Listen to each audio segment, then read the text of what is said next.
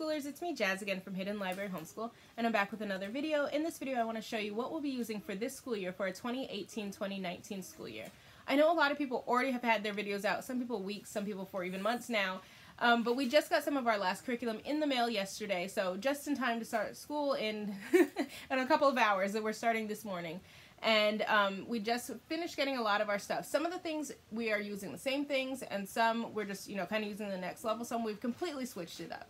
But I'm not going to show you our electives. I will link the video below from my electives video from last year, because like I said in my update video, we did not get to a lot of our electives last year, so we'll be using a lot of the same things. Like, my son still wants to try Latin, so we're going to be using Minimus for that.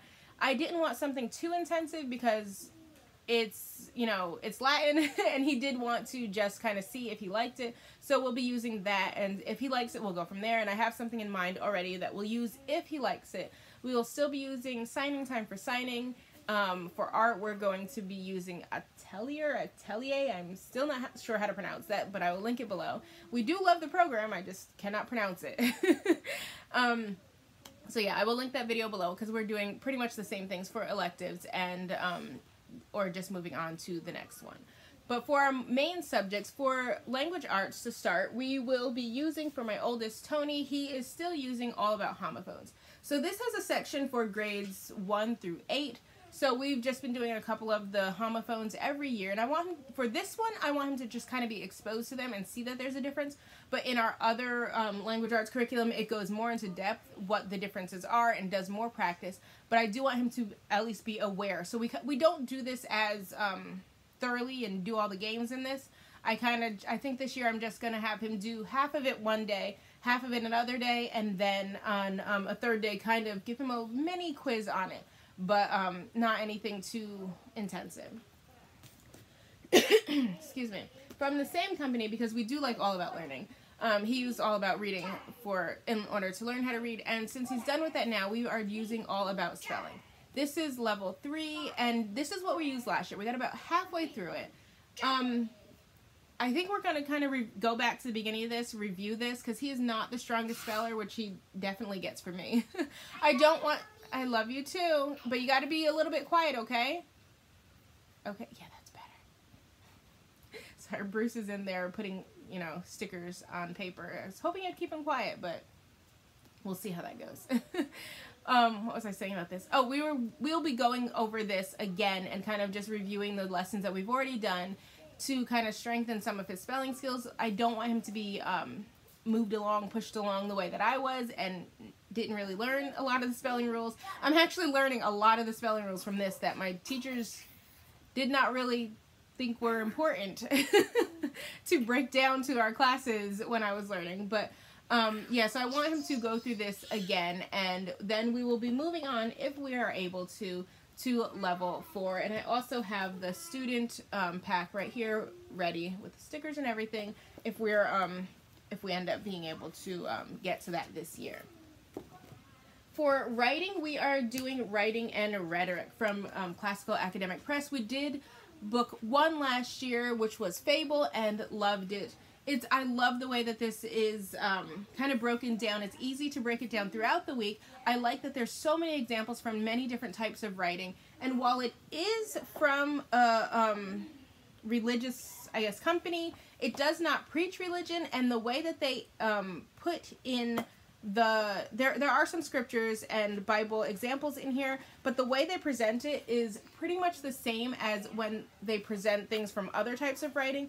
And like I said in my video from last year, I don't mind it if it kind of gives a story, like right here, it's talking about the prodigal son.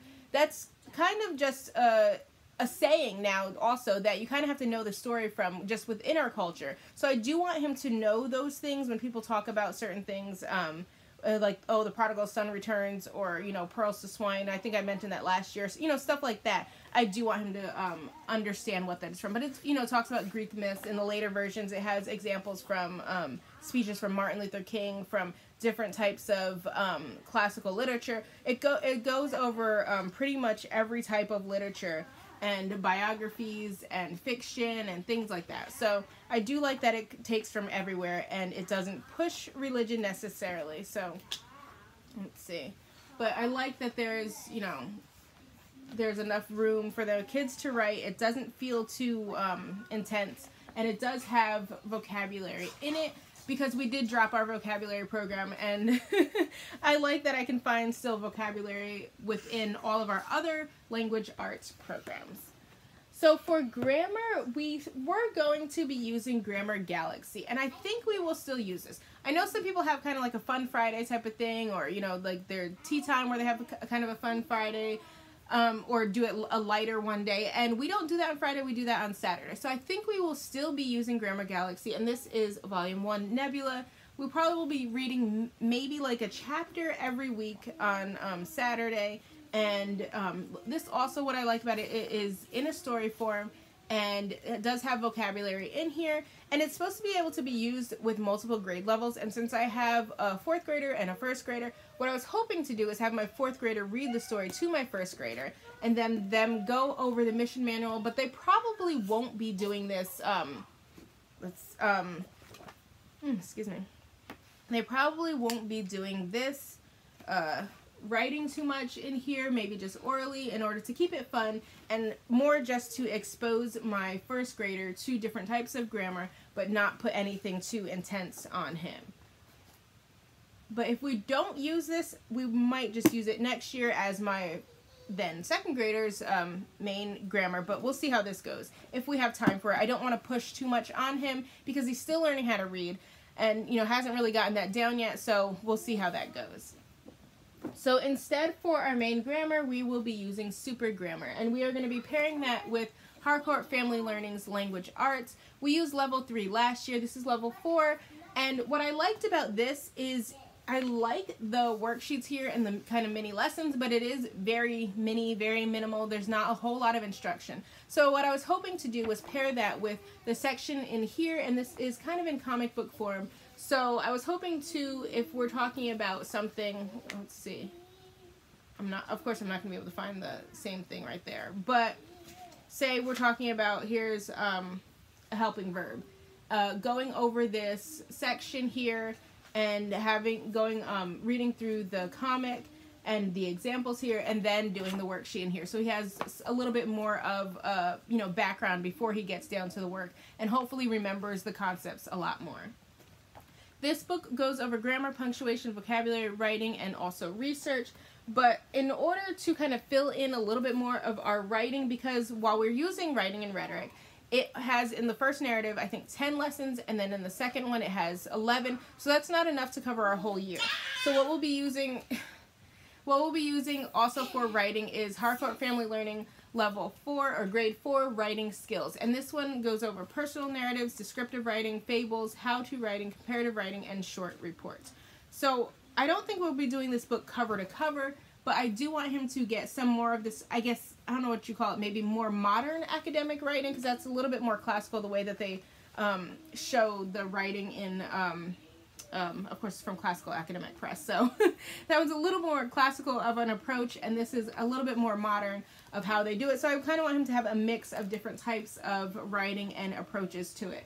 So we'll be mixing that in for writing also. So like I said, we did drop our vocabulary. We've tried many different vocabulary programs throughout the years and have not found one that we both liked. It's the one subject that both of us at the end of the year are like, didn't like it. Sometimes I might not like a, you know, curriculum, and he might not be too fond of a curriculum, but vocabulary is the one that we are always not in favor of.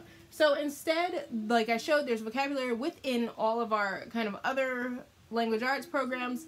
And of course we do lots of reading, lots and lots of reading throughout the year. And he's always asking me, what does that mean? What does that mean? So in order to do that and kind of have him really look up stuff on his own, I just purchased from Amazon this vocabulary journal, because I was going to make my own, but then I was, you know, did not want to sit there and do that on the computer. So instead I bought this vocabulary journal, and it's the same page on each one. And it just has, they can write the word, the definition, part of speech, synonym, sentence, and a picture. Can you be a little bit quieter? Thank you. So I don't know what he's singing about there. So I'm just going to have him do this throughout this school year, and when he comes up, when he has a word that he doesn't know what it means, put that in his vocabulary journal, and it also has an index in the back. where the kids can put the word and then the page number that the word is on, so they can find it later on if they forget what it is and, you know, want to go back to it. Hopefully my pile's not going to fall. We did not get as much cursive done last year for my now fourth grader, for Tony. So I just want him to do a little bit of a review so that he can do some of his essays in cursive. So I just picked up this really, really thin contemporary cursive book. Actually, I think he did this a while ago too. But this is just a good review. I mean, you kind of already have to know cursive and just be brushing up in order to do this, because there's not a whole lot of practice, which is actually perfect for him. And it was a cheap little book, so I'm going to have him do this probably also on Saturday, just, you know, once a week, just to kind of get those skills in. And I don't really care if he writes in cursive or in print. I just want him to write, but I do want him to keep it up, just at least, you know, minimally. For my first grader, I have Daily Handwriting Practice, Modern Manuscript, and I went on to Evan Moore's website and bought the student practice book, because I bought the teacher's manual when my oldest was doing this, and copied every sheet, and I am not a fan of copying multiple sheets of paper. I've noticed I get very behind on it, and then there'll be like 2 weeks where he does not do handwriting or something, just because I didn't end up copying the things. And I know I should do it beforehand, but it's just, then it becomes a big, you know, printing day, and I figured it's just easier to pay the $7, $8 and have the book and just know I'm done for the year. So we got this for our first grader. So for my first grader, we're still going to try to get into All About Reading, and I think this is just the student book. I have the teacher's manual about here somewhere, but this is the first version of this, first edition of this, and I already had it on hand. So I'm really hoping to get into this because I like how it progresses. But like I said in my update video, he is doing for his main language arts, just for phonics, he is doing Hooked on Phonics online, and he seems to be progressing with that. But I'm hoping to be able to transition him into All About Reading. We'll see how that goes. So far we have not been successful with that, but this may be the year, I'm hoping. For geography, because we're going to be doing this, like they're doing math and language arts separately. So for math, I've showed in my other videos, they're doing why do I keep saying that? They're doing Right Start Math. And they're all the way over there, so I'm not going to pick them up. But Right Start Math, I will link them below. We've been using them since the beginning. Can you be a little bit quieter? Thank you. I'm almost done. I hope so. It's like 12 minutes. But we've been using Right Start since the beginning, since my oldest was 3 years old, and now he's 9. So we've been using it for a while, and we love it. But I think I'm trying to transition my oldest into online math, so he'll be using Beast Academy. I've heard about Beast Academy for a long time. I heard about it when I was looking up homeschool stuff when he was like 9 months old. I was like, oh, I want to, you know, transition into this. But, and you know, he's 9 months old. I don't know why I was thinking that far ahead, but anyway.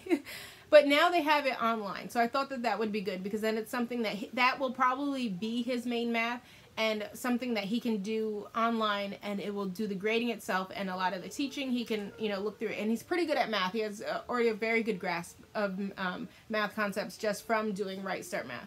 So I'm hoping that eventually they'll put the second grade on there, because now it's only 3rd through 5th.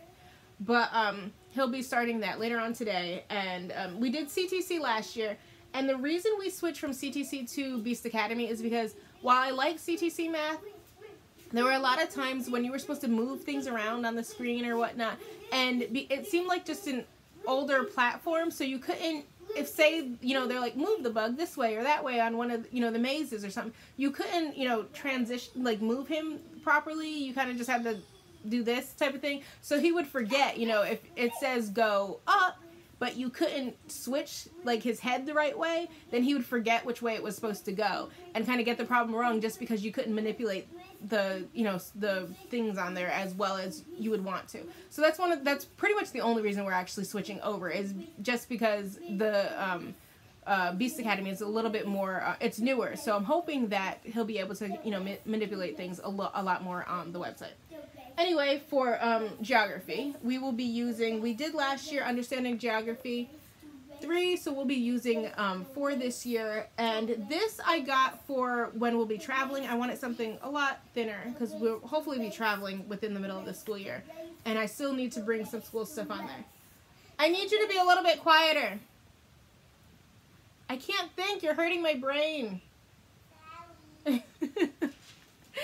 So I wanted something a little bit thinner for geography when we're doing, you know, kind of on the go. So I got this. But our main geography program will be Skill Sharpeners Geography. And I have 4 of these here. No, not one of them is going to be doing all of them. But for my 4th grader for the first semester, he's going to be doing grade 3. And for the second semester, grade 4. For my first grader and for my kindergartner, for the first semester, they're going to be doing pre-K. And then for the second semester, they're going to be doing the kindergarten one. I'm not going to do the first grade one for my first grader because there's more writing in it than he knows how to do. So we'll save that for next year, and hopefully that will go well. For science, I'm so happy that we're continuing on with Nancy Larson's science. And we still have, like I said in my update video, that one little section in in the science one, on the insect one where we have to raise insects. So we'll do that, but then we'll finish up we did like the first 2 or 3 lessons last year, but we didn't have, you know, time to finish it. So we're just going to probably start from the beginning for science 2. And we love, love, love, love, love Nancy Larson science. I just love that it's science in a box at your front door for the whole year. But since there's a lot more writing in this, and it does say, I think this one is, I think that's 6 to 9. I have to double check, but I'll link at the website below anyway. So I didn't buy any of the writing packets for the younger kids. I figured they can just tag along. And then we will also be using Skill Sharpeners Science. And I'm just going to be pairing any of our lessons from Nancy Larson Science that my oldest is going to do with the Skill Sharpener Science and find sections. I have the pre-K, pre-K, kindergarten, and also the first grade one. So we'll just be pairing those together so that at least they still have a little bit of a worksheet to do and it can kind of feel like they're doing stuff and not just, you know, kind of watching their older brother, but something that they can do also. Oh, I did forget to say, for, I hope he doesn't sound too crazy on this video, but I'm not going to do another take. You guys know, you guys have kids too. For language arts, last year we did the worm reading log. This year I wanted something a little bit bigger for a little bit more room for him to write. So this one, I will link this one below. I don't even know who it's from or what it's really called, but I just found this again on Amazon, and it just says reading log. And then all the pages are the same. It has 100 spaces to write, which is good because we ran out of room in our worm book and had to buy a second one because he read so many books. So they just write. I'm gonna need you to be a little bit quieter for like 2 more minutes. Can you do that? They can write paperback, hardback, ebook, spoken word, the title, then, you know, information on the book, when they started, when they finished, why they read it, and their rating on here, and then their review here. So I mainly got this for this section here. I want some sort of summary, some sort of review from him on every book that he has read throughout the school year. And I'm hoping that this will work a little bit better. And it has 100 spaces, so we shouldn't need to buy a second one. But it also has in the back a reading kind of suggestion list. So, you know, talks about some of the classics here, Harry Potter, Lion, Witch, and the Wardrobe. That's not quiet. Anne of Green Gables, Treasure Island, books like that, you know, kind of, which I like because it gives you ideas for more books if you run out of books for the school year, which you're not being quiet. Shouting you're being quiet is not being quiet. Can I be quiet? I hope so. So I have just a few more things. Sorry, bear with me. Like, you guys know how it is. When they start talking, it's like, what was I saying? What was I saying? You're taking my thoughts with your loud noises. Anyway, okay. So for health, we'll be using Hardcore Health and Fitness. We've used this for years. This is grade 4, so I'll just be having my 4th grader read, and we'll probably just be pairing, like we always do, with Brain Pop videos. And I like that I know that health is something that you can do on your own, but I like that it goes over so many different topics because I don't always think of every single thing that we should be going over, and this just kind of assures me that we'll be going over many different topics and everything that we should be doing, just having them be aware of different things, health and fitness wise. For art, like I said, we'll be doing atelier in order for like our projects and things. But we'll also be doing this book here, Why is Art Full of Naked People? And it has lots of little kid questions in here. Like what's with all the fruit and different things like that. And, you know, lots of little kid questions. So we'll be going over this also. And this shouldn't take too long. And we're only going to be doing this once a week. I also have the School of Music. And this is broken down into 40 different lessons on different types of music. And different things within music, instruments, and everything like that. So we'll also be doing this book. In the second semester, I'm going to try to get them to do some sort of instrument. I'm not sure if it's going to be like piano or recorder, but I have time to figure that one out.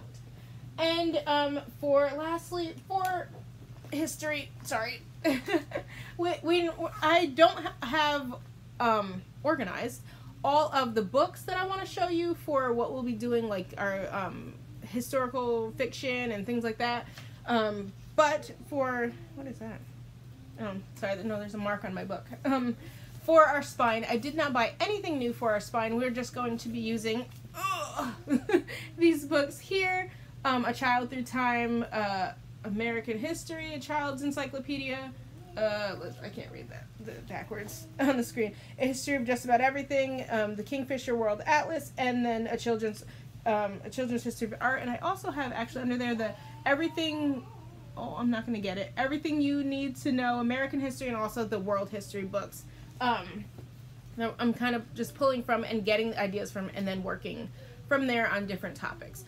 So that is all in over 20 minutes what we'll be doing for all of my children this year, for my 4th grader, for my 1st grader, and also for my kindergartner.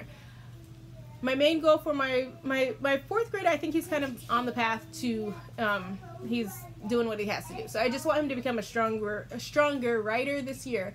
For my 1st grader, I want him to learn how to read, be a stronger reader this year. He's not really gotten it down, so I really want this to be the year, hopefully, that he gets it. And we'll be able to read a lot more by the end of the year and, you know, kind of do a lot more, because once he starts reading, he'll be able to do a lot more. And for my kindergartner, he's sitting there acting like a crazy person, so I don't really know what I should expect from him this year. He's, like I said, I'm going to see how the year goes and see how he progresses in order to see what we're going to be doing with him. But pretty much he's just going to be tagging along and taking things in, and he's pretty good about that. He'll sit there acting like a crazy person and then come back to you and ask you random questions that you did not realize he was paying attention to. So I'm hoping that he kind of, you know, takes things in and just give him the time to mature and see how it goes and from there. So thanks for checking this video out from Hidden Library Homeschool. Please like, comment, subscribe below. Bye.